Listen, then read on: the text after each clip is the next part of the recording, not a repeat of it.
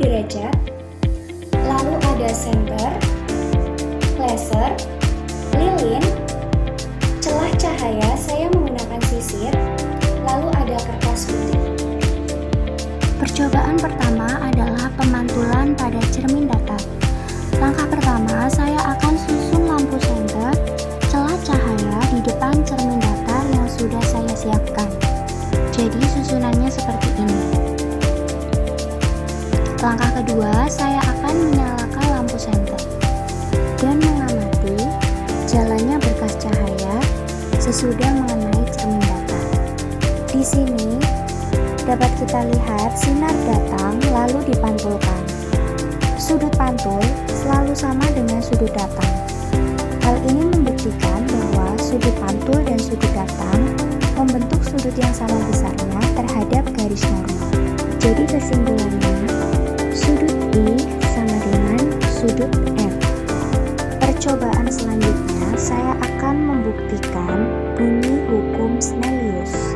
Dapat dilihat, ketika sudut datang besarnya 60 derajat, maka sudut pantul besarnya juga 60 derajat. Agar lebih jelas, di sini saya mengganti senter menggunakan laser. Ketika I atau sudut datang besarnya 90 derajat, maka R atau sudut pantul besarnya juga 90 derajat. Ketika I atau sudut datang besarnya 30 derajat, maka R atau sudut pantul besarnya juga sama 30 derajat. Ketika I atau sudut datang besarnya 60 derajat, maka R atau sudut pantul besarnya juga 60 derajat. Percobaan selanjutnya, saya akan meletakkan benda. Dalam hal ini saya menggunakan lilin. Saya letakkan di depan cermin datar dan akan saya amati bayangannya selama benda itu saya geser-geserkan di depan cermin datar. Kemudian saya akan mencatat sifat-sifat bayangan yang dibentuk oleh cermin datar. Saat saya meletakkan benda di depan cermin datar, bayangan yang terbentuk adalah sama besar, tegak, dan juga maya. Saat saya geser lilinnya, bayangannya pun ikut bergeser sesuai dengan arahan saya. Ketika saya dekatkan, bayangan juga ikut mendekat. Ketika saya jauhkan, bayangan juga ikut menjauh. Lalu ketika saya ukur menggunakan penggaris, jarak antara cermin dan lilin sama dengan jarak antara bayangan dan cermin.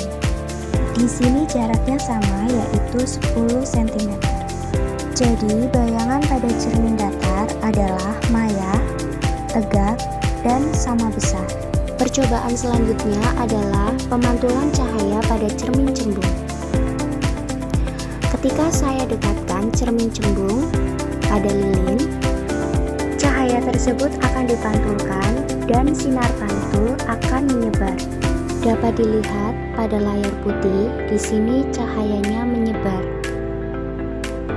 Lalu ketika saya jauhkan cermin cembung, cahayanya menyebar makin luas. Jadi, sifat bayangan cermin cembung adalah maya, tegak, dan diperkecil. Untuk percobaan selanjutnya adalah pemantulan pada cermin cekung. Ketika saya dekatkan cermin cekung ini di depan lilin, dapat dilihat cahayanya terkumpul dan terfokuskan pada satu titik. Hal ini dikarenakan cermin cekung mengumpulkan dan memfokuskan cahaya. Pada saat cermin didekatkan, sifat bayangan yang terbentuk adalah maya, tegak, dan diperbesar. Saat cermin dijauhkan, cahaya yang terbentuk adalah nyata, terbalik, dan diperkecil. Kemudian saat cermin cekung ada di tengah-tengah, bayangan yang terbentuk adalah nyata, terbalik, dan diperbesar. Selanjutnya, saya akan melakukan pengukuran jarak benda dan jarak bayangan pada cermin cekung. Untuk pengukuran pertama, antara jarak bayangan dengan lilin adalah 10 cm. Sedangkan jarak lilin dengan cermin adalah 5 cm. Pada pengukuran kedua, saya telah mengubah jarak lilinnya. Setelah saya ukur, jarak bayangan dengan lilin di sini adalah 12 cm.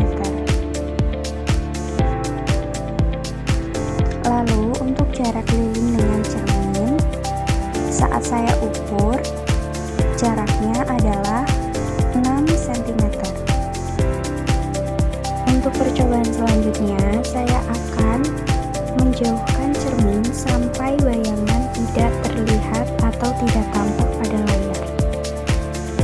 Lalu saya akan ukur berapa sentimeter jarak sampai tidak terlihat adanya bayangan pada layar. Di sini jaraknya adalah 30 cm.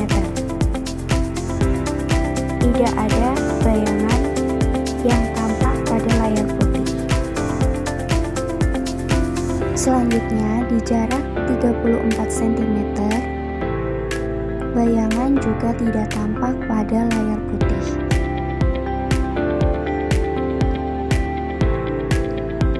Saya jauhkan cermin lagi. Di sini di jarak